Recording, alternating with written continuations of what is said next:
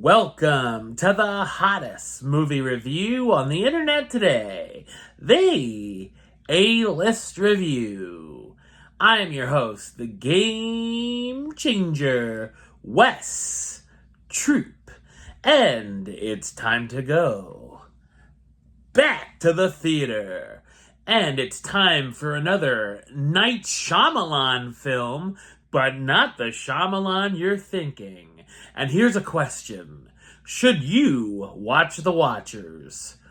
Well, we're gonna find out. My review of the 2024 supernatural horror film, The Watchers, coming up now.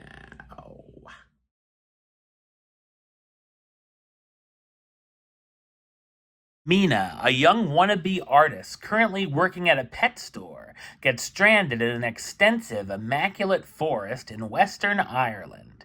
After finding shelter, she becomes trapped alongside three strangers and stalked by mysterious creatures they call the Watchers. So, what did I think of The Watchers? I thought it's an underwhelming and silly supernatural horror film. The film is based on a 2022 novel of the same name by A.M. Shine. It's written and directed by Ashana Night Shyamalan, daughter of M, in her directorial debut. The film looks pretty good, and the atmosphere and tension is decent, and I'll be interested to see what Ashana does in the future. The premise is rather interesting, with something going on in the forest, and the four survivors stuck in this small bunker-like location they call the Coop. Every night they must stand in front of a one-way mirror so the watchers can, well, watch them and hope that they don't shatter the glass that's keeping them apart. There's also a handful of rules Mina learns she has to follow if she wants to stay alive, such as not going near the burrows that the Watchers live in and hide from the sunlight in. As the film goes on, things get wilder and dumber. There's constant exposition dumps constantly getting thrown at the viewers, and information about these characters randomly being blurred out into conversations. The dialogue itself can be laughable overall, too.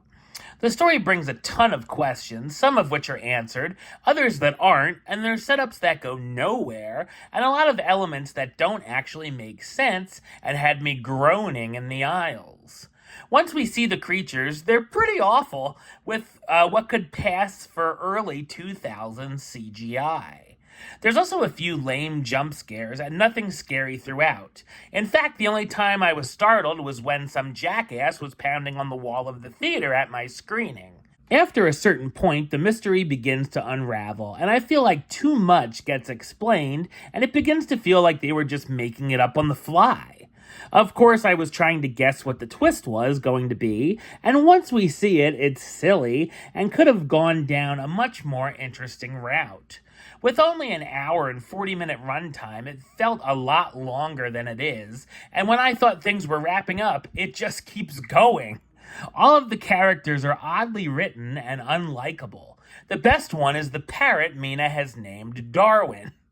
Dakota Fanning stars as Mina, the young woman who claims she's not a good person, who gets trapped in this life-altering situation in the forest. Georgina Campbell as Kira, one of the survivors who likes to dance for the Watchers, and whose husband has left the coop days before. Olwen Foray, not getting a big pause like she did in Tarot twice as Madeline, the aging history teacher who wants the four of them to survive and stay on the Watcher's good side, and Oliver Finnegan as Daniel, the young man who's a bit of a wild card.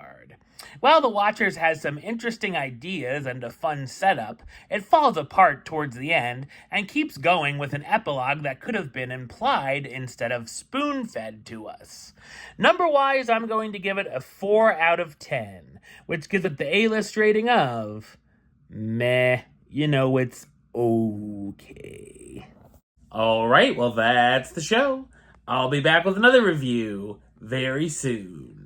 But until then, don't forget to like, comment, and subscribe right here on YouTube. YouTube.com/WestsideOf515.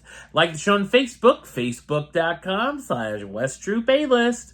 And of course, you can follow me on the Instagram and Letterboxd at WesAlist. Until next time, Troop out.